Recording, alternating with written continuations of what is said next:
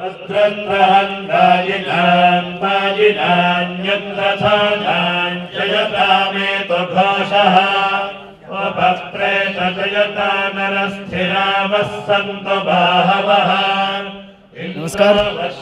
आप इस वक्त देख रहे हैं राजवार्ता और मैं हूं आपके साथ शिवम यादव। श्री विष्णु सर्व अद्भुत शांति महायज्ञ में तमाम ऐसी चीज़ें रही हैं अब तक जो हमने आप तक पहुंचाई, लेकिन इस बीच इस यज्ञ के शुरू होने वाले दिन से लेकर आज तक एक ऐसी चीज़ है जो हर दिन हमने यहाँ पर बेहतर होती हुई देखी है। यहाँ पर कुछ ऐसी चीज़ें हैं जो हम आपको बताना चाहते हैं, आपको दिखाना चाहते हैं और उनके बारे में और उनके महत्व के बारे में भी चर्चा करना चाहते हैं। मेरे ठीक पीछे यहाँ पर आप लक्ष्मी जी का और विष्णु जी का चित्र देख सकते हैं। ये चित्र हाथ से निर्मित किया गया और ये जो आप जो चित्र जो देख रहे हैं ये सिर्फ रेत और उसमें मिलाए हुए रंग से बनाई गई है। सिर्फ ये दो कलाकृतियां ही नहीं, लक्ष्मी जी की और विष्णु जी की, इसके साथ साथ तमाम वो कलाकृतियां हैं जो मैं आपको दिखाना चाहता हूं और वो पहले दिन से ही यहाँ पर बननी शुरू हो गई थी। पहले दिन जब इस यज्ञ की शुरुआत हुई तो उस वक्त भगवान गणेश जी की एक कलाकृति बनाई गई, उसके बाद सूर्य भगवान की एक कलाकृति बनाई गई और तमाम इस तरह की कलाकृतियां हमें इस यज्ञ मंडप के अंदर देखने को मिली। लेकिन इसका एक अपना महत्व है, क्योंकि जिस दिन इसकी शुरुआत हुई, इस महायज्ञ की शुरुआत हुई, उस दिन से लेकर आज तक शायद ही कोई ऐसा दिन रहा हो जिस दिन कोई कलाकृति ना बनाई गई हो। और इसको बनाने वाले जो लोग हैं, इसको बनाने वाले जो यज्ञाचार्य हैं, आज हम उनसे जानेंगे कि आखिर इसको बनाने का जो महत्व है वो क्या है और क्यों इस तरह की कलाकृतियां इस यज्ञ मंडप में देखने को मिल रही हैं। आइए चलते हैं उनकी तरफ और उनसे जानने की कोशिश करते हैं कि आखिर ये जो कलाकृतियां जो बनाई गई हैं, जो कि वाकई में अपने आप में बेहद बहुत अद्भुत है। यकीन मानिए, जब भी मेरी नज़र इन कलाकृतियों पर जाती है तो सहसा ऐसा महसूस होता है कि अभी अभी भगवान विष्णु या लक्ष्मी जी मुझसे बात करने लगेंगे। वो जीवंतता इनमें नज़र आती है और कुछ यही चीज़ हम उनसे जानने की कोशिश करते हैं कि आखिर इसको बनाने का क्या महत्व है। ये आप देख रहे हैं, ये अभी कलाकृति बनाई गई है। मुझे ठीक तरीके से नहीं पता है कि आखिर इसको क्या कहा जाएगा, तो उन्हीं से जानने की कोशिश करते हैं जिन्होंने इसे निर्मित किया है। दिनेश जी, 2 मिनट का समय चाहिए आपसे। हमारे साथ दिनेश शर्मा जी हैं जिन्होंने इन सभी कलाकृतियों को बनाया है और पहले ही दिन से लगातार इस तरह की जो कला का जो प्रदर्शन है वो इन्होंने किया है। हम आपसे जानना चाहेंगे दिनेश जी, ये जो कलाकृतियाँ हम पहले दिन से लगातार देखने को मिल रही हैं कि पहले दिन गणेश जी की कलाकृति देखने को मिली, उसके बाद सूर्य भगवान की, तो इसका क्या महत्व है, किस तरह से ये बनाई गई हैं? सबको प्रणाम करता हूँ। ये विष्णु अद्भुत शांति का प्रधान देवता महाविष्णु है, इसलिए उधर महालक्ष्मी और महाविष्णु का मंडल बनाया स्वागत के लिए। बाद में सकल कार्येषु सकल व्यवहारेषु निर्विघ्नता के लिए महागणपति का मंडल बनाया और आदित्यादि नवग्रह दोष परिहार होने के लिए आदित्यादि नवग्रह होम के लिए उधर आदित्यादि नवग्रह देवता का मंडल बनाया। उधर उसको नवग्रह यंत्र बोलते हैं।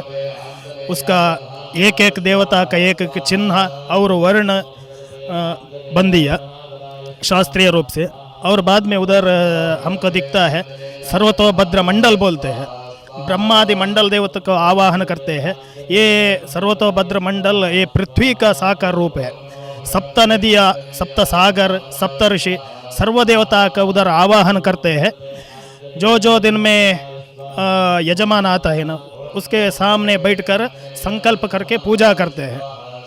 बाद में इधर हम देखता है इसको आश्लेष बलि मंडल हम बोलते हैं। अभी ये पूर्ण नहीं किया, पूर्ण होता है शाम को। उसके महाबली मंडल में एक एक पद में एक एक नाग को अष्टकुल नाग देवता का आवाहन करते हैं। बाद में निरति दिशा में नवपद मंडल हम बनते हैं, उधर नवनाग को हम बलि देते हैं। संपत्त आरोग्य संतान, इसके लिए नागलंघना नागबंधन नागहिंसन आदि नाग संबंधित दोष निवारण के लिए आश्लेष बलि हम करता है। वो उसका ये मंडल का वो महत्व है। इसका जो क्रम है वो कैसे निर्धारित किया जाता है? क्या बोला? इसका जो क्रम है, क्योंकि पहले दिन आपने भगवान गणेश जी की बनाई, फिर उसके बाद तमाम और कलाकृतियाँ हमने देखी, तो इसका क्या अपना महत्व है? इसके क्रम का क्या महत्व है? उसका पहले दिन हम महागणपति का मंडल भी करता है, क्योंकि गणेश को आदि पूजित बोलते हैं। गुरु के बाद में, गुरु स्मरण के बाद में हम गणेश का पूजा करना अवश्य है। इसलिए उसको निर्विघ्नता विघ्न हर्ता रहा बोलते हैं। जो कार्यक्रम को वो विघ्न हर्ता नाश करता है, उसका पूजा नहीं करता तो विघ्न देता है। इसलिए पहले दिन हम महागणपति का मंडल करते हैं। बाद में इधर नवग्रह होम था, इसलिए नवग्रह आराधना के लिए क्या इसको बोलते हैं, याग में पंचतत्व में देवता को आराधना करते हैं। पृथ्वी, आप, तेजो, वायु, आकाश।